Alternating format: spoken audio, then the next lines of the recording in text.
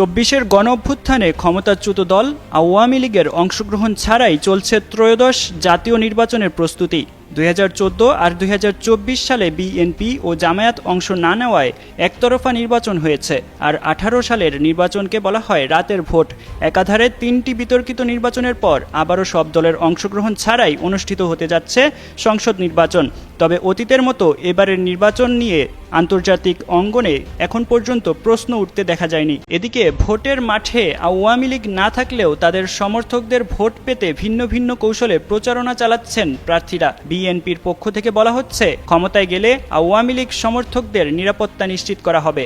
জামায়াত সহ অন্য দলগুলোও একই প্রতিশ্রুতি দিয়ে ভোট প্রার্থনা করে যাচ্ছেন। আগামী 12 ফেব্রুয়ারি অনুষ্ঠিতব্য নির্বাচন নিয়ে নিজের আগ্রহ প্রকাশ করে তিনি বলেন, আমি 12 ফেব্রুয়ারির নির্বাচন নিয়ে খুবই আগ্রহী। আমি এই নির্বাচনের অপেক্ষায় আছি এবং এর ফলাফল দেখার জন্য মুখিয়ে আছি। গত সপ্তাহে যখন আমি প্রধান উপদেষ্টার সঙ্গে সাক্ষাৎ করি, তিনি আমাকে বলেছিলেন যে তিনি আশা করছেন নির্বাচনের দিনটি একটি উৎসবমুখর দিন হবে।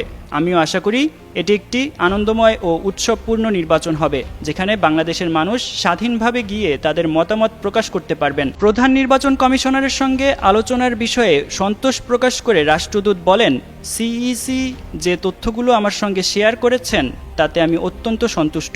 আপনাদের সবার মতো আমিও 12 ফেব্রুয়ারির ফলাফলের অপেক্ষায় রইলাম।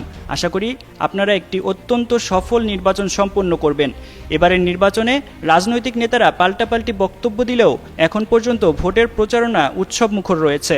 সরকারের পক্ষ থেকেও বলা হয়েছে, আসন্ন ভোট অতীতের যে কোনো নির্বাচনের তুলনায় মডেল হবে। বিগত সময়ে জামায়াত, বিএনপি সহ বিদ্যমান রাজনৈতিক দলগুলোর ভোটে অংশ না নেওয়া নিয়ে বিশ্ব নেতাদের প্রশ্ন তুলতে দেখা গেছে। সেই তালিকায় সবচেয়ে শীর্ষে ছিল মার্কিন যুক্তরাষ্ট্র।